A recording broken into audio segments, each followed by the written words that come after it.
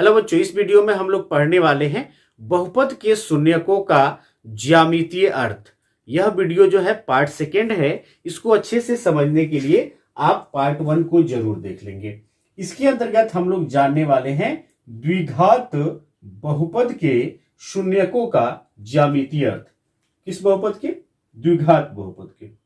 Part one में हम लोगों ने जो है जो रैखिक बहुपद है उसके शून्यकों का ज्यामितीय अर्थ जाना था। यहां हम द्विघात बहुपद के शून्यकों का ज्यामितीय अर्थ जानेंगे। तो सबसे पहले हम लोग आलेखीय निरूपण करेंगे इसका, उसके बाद से इसके जो है शून्यकों का ज्यामितीय अर्थ जानेंगे। तो आइए द्विघात बहुपद का मैं व्यापक रूप लिखता हूं। आपने यदि मेरा जो है बहुपद के परिचय वाला वीडियो देखा होगा तो आप जानते होंगे कि इसका जो व्यापक रूप होता है ax square plus bx plus क्या होता है? c होता है, जहां ए बी और सी जो है वास्तविक संख्या है। A B comma C is the element of real number, यानी वास्तविक संख्या है, हिंदी में लिख सकते हैं। एवं ए जो होता है वो जीरो के बराबर नहीं होता है। ए वाला जीरो नहीं होना चाहिए, क्योंकि वास्तविक संख्या में जीरो भी तो शामिल है, लेकिन ए नहीं होना चाहिए जीरो। बाकी सब जीरो हो सकता है, बी और सी कोई दिक्कत नहीं है, ए नहीं होना चाहिए। ये इसके व्यापक रूप को आप जानते हैं। एक उदाहरण के द्वारा हम लोग जो है इसको समझने का प्रयास करेंगे, यानी इसका आलेखीय निरूपण पहले हम एक उदाहरण के द्वारा करेंगे। तो क्या ले लेते हैं? मान लेते हैं कि कोई बहुपद px है जो कि x square minus 3x minus 4 है। px जो है बहुपद वो x square minus 3x minus 4 है। px को y भी मान लेते हैं, क्योंकि यहाँ पे x का मान हम जब रखेंगे तो जो बहुपद का मान प्राप्त होगा वो y नियामक ही तो होगा, है ना। इसको y बराबर px भी लिखते हैं, इसमें आपको कंफ्यूज नहीं रहना है। अब आइए, यह x का मान जो जो रखेंगे जो बहुपद निकलेगा वो y नियामक होगा, तब तो उसका ग्राफ यहां ड्रॉ हम कर पाएंगे। तो यहां पे मैं सबसे पहले एक खांचा बना लेता हूं जहां हम लोग वैल्यू को पुट करेंगे और फिर जो है इसका हम लोग ग्राफ खींचेंगे।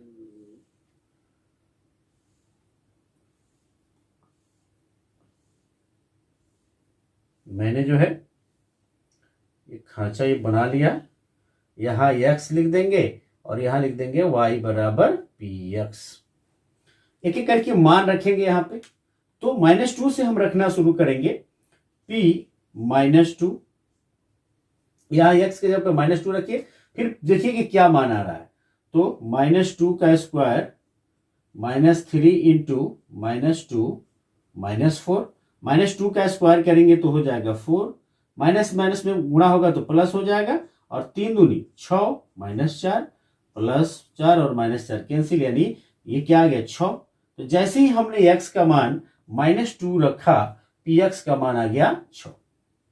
x का मान -1 रख के देखिए क्या आ रहा है, -1। तो यहाँ पे -1 का स्क्वायर -3 इंटू -1 -4, -1 का स्क्वायर +1 हो जाएगा, और माइनस माइनस प्लस 3 एकम 3 -4, 3 और 1 क्या होगा 4 होगा, 4 में से 4 माइनस होगा, क्या बच जाएगा 0। तो जैसे ही x का मान हमने -1 रखा, y का मान क्या आ गया 0 आ गया। ठीक है, इसको मैं मिटाते रहूंगा, आप उसको रफ में कहीं काम करते रहेंगे। कई सारे वैल्यू को यहां रखने होंगे हम लोग को। फिर जो है अब हम 0 रखते हैं x का मान। तो 0 का स्क्वायर -3 इंटू 0 -4, यह 0 हो जाएगा, यह भी 0 हो जाएगा, क्या हो जाएगा -4 प्राप्त होगा। तो जैसे ही मैंने x का मान 0 रखा, y का मान -4 आया। 1 रख लीजिए, 1, तो 1 का स्क्वायर -3 इंटू 1 -4, 1 का स्क्वायर 1 होगा, 3 एकम 3 -4, एक माइनस, ये दोनों माइनस में है तो माइनस ऐड हो जाएगा और -7 हो जाएगा। एक में से 7 को माइनस करेंगे तो क्या आएगा -6। एक यहां रखा तो y का मान आया -6। ठीक है, यहां पे 2 रख लीजिए, p2 निकाल लीजिए। 2 का स्क्वायर -3 गुणे 2 -4, 2 का स्क्वायर 4 होगा, और 3 दूनी 6 -4, ये +4 -4 कैंसिल, -6 आया। तो जैसे हमने 2 रखा, यहां क्या आ गया -6 आ गया। इसको भी मिटा देता हूं मैं। अब जो है हम लोग 3 रखेंगे, p3 यहां रख लीजिए। 3 का स्क्वायर -3 गुणे 3 -4, 3 3 का 9 -9 -4, ये प्लस माइनस कैंसिल हो जाएगा, यानी -4 आएगा। जैसे हम यहाँ पे -3 नहीं रखे, 3 रखे हैं, 3 रखे तो ये कितना आ गया, -4 आ गया। 4 रख लीजिए, अब इसको हटा के 4 रख देता हूँ।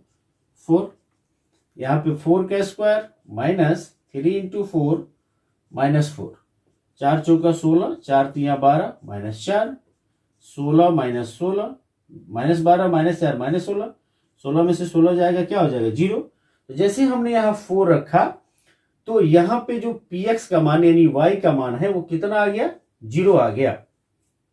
ठीक है, 5 रख के देख लेते हैं, p5। नीचे मैं बना देता हूं एक और डायग्राम, आप आई होप कि आप देख पा रहे होंगे। कुछ मान रख के आप इसको फिर इसका ग्राफ हम लोग खींचेंगे। p5 5 का स्क्वायर -3 × 5 -4। जरूरी नहीं कि मैं जो रख रहा हूं वही आप रखेंगे, आप अलग भी रख सकते हैं। 25 -15 -4, 25 -15 -4 -19 हो जाएगा। 25 में से 19 जाएगा, क्या आ जाएगा, 6। यहां रख लीजिए, 5 रखेंगे तो यहाँ पे क्या आ जाएगा, 6 आ जाएगा। अब इसका जो है हम नियामक दर्शा के इसका ग्राफ खींचेंगे कि क्या होगा। यहाँ मैंने ऑलरेडी एक्सिस ड्रॉ कर दिया है। यह जो है, जो क्षैतिज यहाँ खींची गई जो रेखा है इसको एक्स अक्ष कहते हैं, और जो ऊर्ध्वाधर खींची गई इसको वाई एक्सिस कहते हैं। एक्स का धनात्मक वैल्यू दाहिने की तरफ होता है, ऋणात्मक वैल्यू जो है बाएं की तरफ होता है, और वाई का धनात्मक वैल्यू ऊपर की तरफ और ऋणात्मक वैल्यू नीचे की तरफ होता है। तो यहाँ देखिएगा वाई एक्स का मान -2 है तो वाई का मान कितना है, 6 है। x -2 यहाँ है और y 6 यहाँ ऊपर, यानी हम इसको ऊपर ले जाएंगे, इसको बाएं ले जाएंगे तो लगभग ये पॉइंट बनेगा। पहले x नियामक और फिर y नियामक।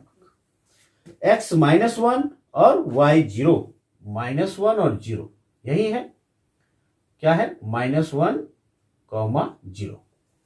यह 0 है, यहाँ पे 0 होता है, x और y दोनों 0 होता है। x का मान 0 और y का मान -4, तो x का मान 0 और y का मान -4 हो तो y पे होगा यहाँ, तो यहाँ पे लिख देंगे x पहले और y बाद में। फिर x का मान 1 है और y का मान -6 है। x 1 ये और y -6 इधर, यानी इसके सामने यहाँ आएंगे तो लगभग जो है ये आपको पॉइंट मिलेगा, -1 और -6 मिलेगा, 1 और 6, 1 और -6 है। फिर जो है x का मान 2 है और y का मान -6 है। x2 और y -6 यही इसी के बगल में लगभग जो है ये पॉइंट बनेगा। x का मान 2 और y का मान -6। x का मान 3 है और y का मान -4 है। x का मान 3 और y का मान -4, यहाँ पे लगभग जो है ये पोजीशन बनेगा इसका। x का मान 3 और y का मान -4, x का मान 4 और y का मान 0, x 4 यानी यहाँ पे और y 0। फिर जो है x का मान 5 और y का मान 6, 5 और 6 यानी इसको ऊपर और इसको यहाँ ले जाइएगा तो लगभग जो है ये पोजीशन बनेगा, 5 और 6। जहां जहां नियामक आया है उसको देखकर जो है हम एक ग्राफ खींचेंगे। ऐसे फ्री हैंड से आप खींचेंगे तो इस तरह का जो है एक फिगर बन गया। देख रहे हैं आप, इस फिगर को क्या कहते हैं, इस फिगर को जो है ये जो वक्र यहां क्रिएट हुआ है इसको परवलय कहते हैं। क्या कहते हैं, परवलय कहते हैं। तो याद रखना है आपको कि इसका जो ग्राफीय निरूपण होता है किसका, द्विघात बहुपद का, वह होता है परवलय के आकार का। आप लिख सकते हैं यहां पे द्विघात बहुपद का ग्राफीय या आलेखीय निरूपण, ग्राफीय निरूपण परवलय के आकार का होता है। परवलय, पाराबोला, है ना। तो परवलय के आकार का होता है। ये तो समझ में आ गया कि सर इसका हम ग्राफ खींचेंगे तो परवलय के आकार का होगा, लेकिन शून्यकों का ज्यामितीय अर्थ क्या होता है ना, इसको हम लोग जान लेते हैं उसके बाद से इसके परवलय जो है कितने रूपों में मिलते हैं ये जानना जरूरी है। तो इसको आप नोट करते रहेंगे, मैं अब इसको क्लीन करूंगा।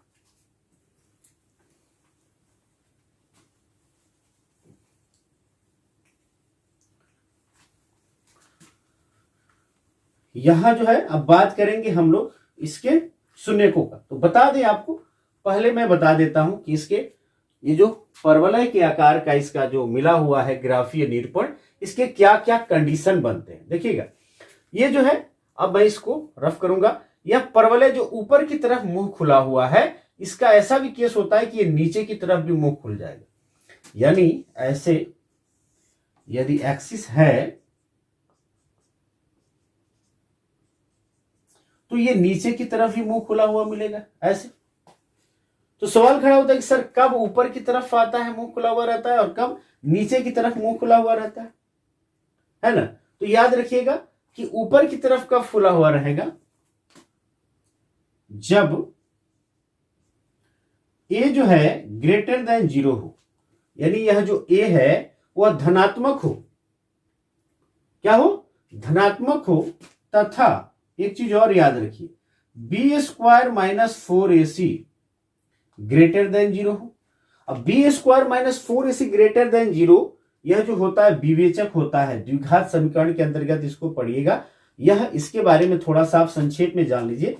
यदि B square minus 4ac greater than 0 हो का मतलब इसका मान आएगा धनात्मक। बी स्क्वायर माइनस 4ac बराबर 0 हो तो इसका मतलब 0 हो जाएगा। तो उस केस में जो x का मान, चूंकि द्विघात बहुपद है तो द्विघात बहुपद के दो शून्यक होंगे, तो यहां दोनों शून्यक बराबर होते हैं, यहां दोनों शून्यक जो है अलग अलग होता है। और बी स्क्वायर माइनस 4ac यदि 0 से कम आ जाए, निगेटिव में आ जाए, तो यहां शून्यक जो होता है अवास्तविक होता है। क्या होता है? अवास्तविक होता है। ये तीन कंडीशन आप याद रखेंगे। इसको द्विघात समीकरण यदि आपने पढ़ा होगा तो उसमें आपको मिला होगा। तो जब ए इज ग्रेटर देन 0 हो तथा बी स्क्वायर माइनस 4ac ये भी ग्रेटर देन 0 हो, उस केस में परवलय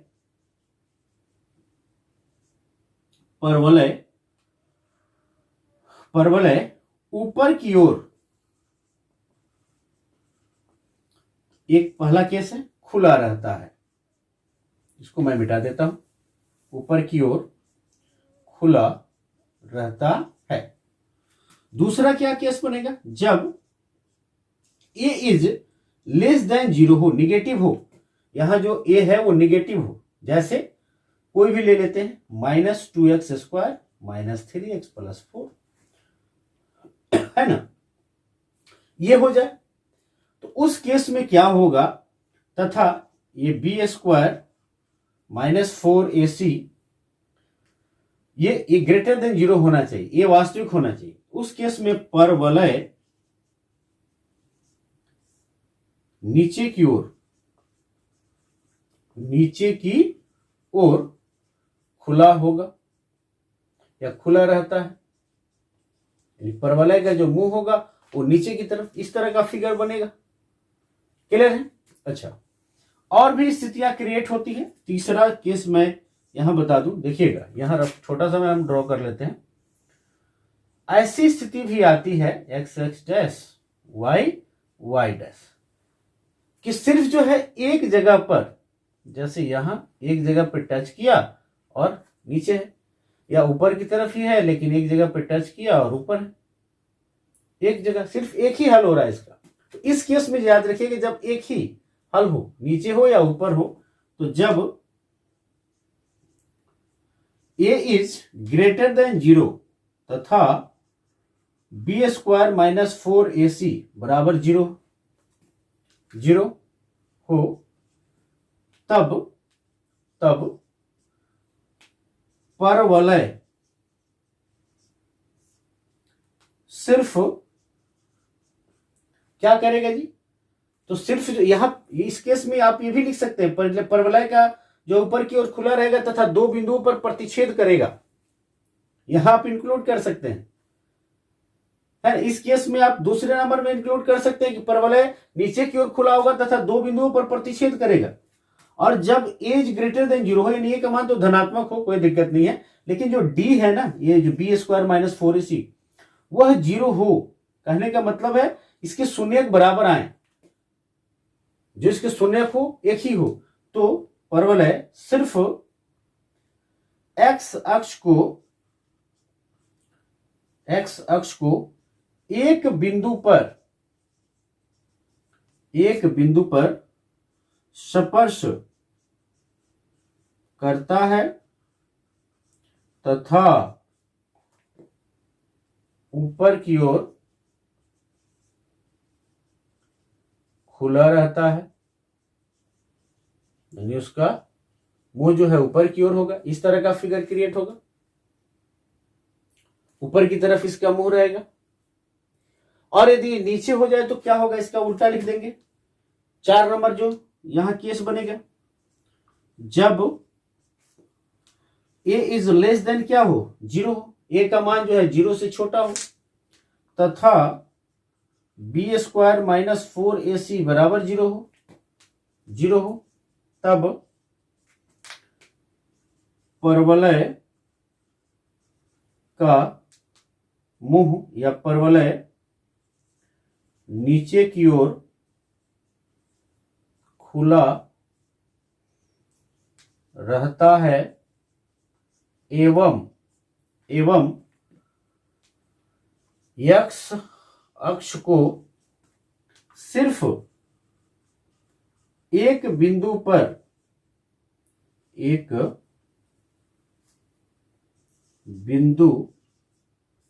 पर स्पर्श करता है। अब यहां यदि पूछ दिया जाए, इस दोनों केस में पूछ दिया जाए शून्यकों की संख्या बताओ, तो यहां शून्यकों की संख्या जो है 1 होगी। इसकी एक मतलब ये नहीं समझने कि द्विघात बहुपद के एक शून्य की, तो सीधे अपोजिट हो गया बात की। मैंने बताया था द्विघात बहुपद के 2 शून्यक होते हैं।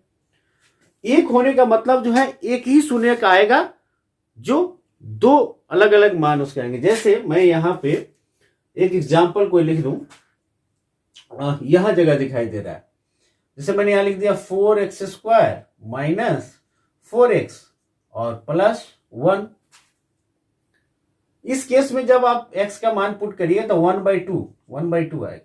1/2 रख के यहां पर देखिएगा x का मान, तो यहां पे जो बहुपद होगा वो 0 हो जाएगा। 4 गुणे 1/2 का होल स्क्वायर माइनस 4 गुणे 1/2 प्लस 1, 4 गुणे 1/4 माइनस 2 दूनी 4, 2 प्लस 1, 4 से 4 एक मरतों में 1 माइनस 2 माइनस प्लस 1, या 1 प्लस में 1 प्लस में, यानी 2 माइनस 2 क्या हो गया, 0 हो गया। मात्र एक ही यहां x का मान 1/2 ही होगा, जो कि जिसको रखा जाए तो y का मान या बहुपद का मान क्या आ जाएगा, 0 आ जाएगा। तो उस केस में ये जब d जो है, यानी इसको b square minus 4ac D कहते हैं, विविध कर डिस्क्रिमिनेंट द्विघात समीकरण में आपने पढ़ा होगा या पढ़ेंगे आप, तो बराबर 0 हो। उस केस में जो है इसके दोनों शून्यक बराबर होते हैं और एक ही जगह जो है क्या करता है, स्पर्श करता है। कब ऊपर करता है और कब नीचे करता है, तो क्लियर हो गया। इसको आप नोट करते रहेंगे। और जो है कंडीशन बनता है क्या, इसको देखते हैं। और कौन सा कंडीशन बनता है,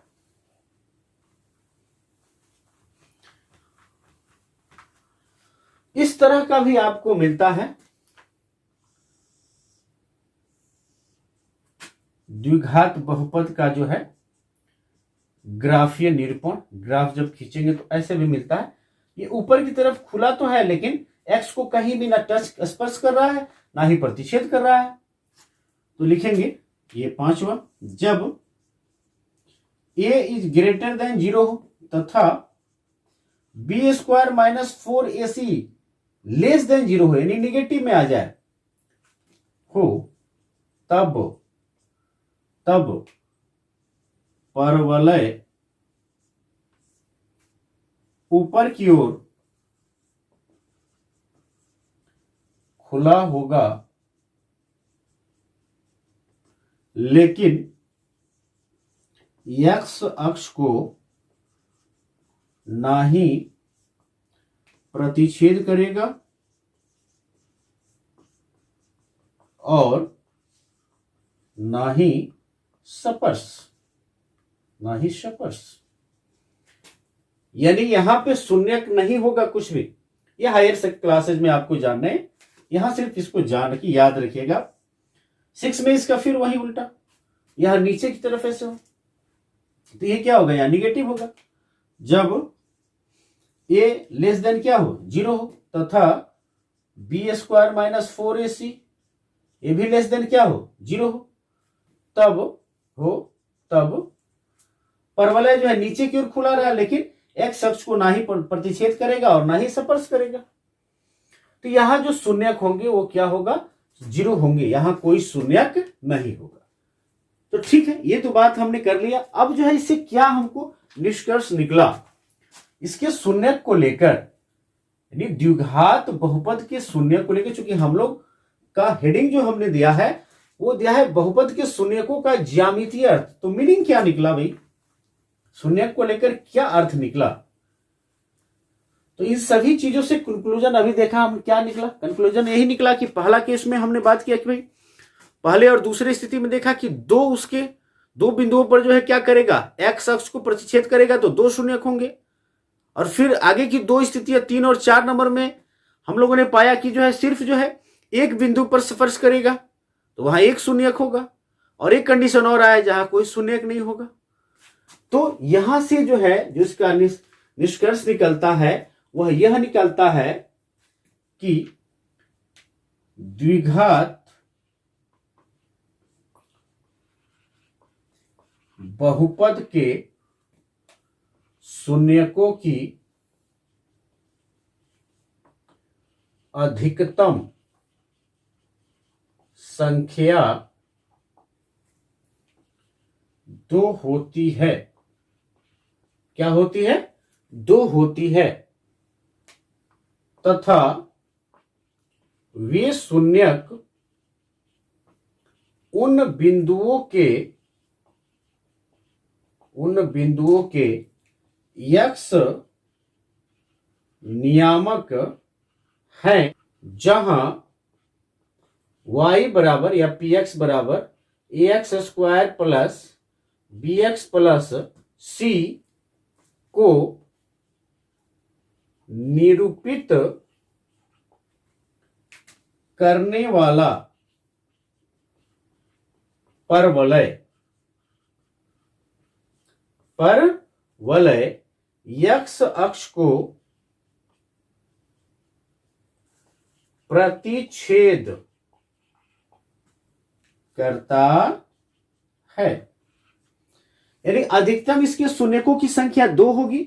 और दूसरा मैंने बात किया कि तथा वे शून्यक उन बिंदुओं के यक्स नियामक हैं, उन बिंदुओं के यक्स नियामक हैं जहां y बराबर x plus b x square plus b x plus c को निरूपित करने वाला जो परवलय है एक्स अक्ष को प्रतिच्छेद करता है। जैसे एक्स अक्ष को ये परवलय जो है 2 जगहों पे प्रतिच्छेद किया, एक यहां और एक यहां, इन 2 जगहों पे।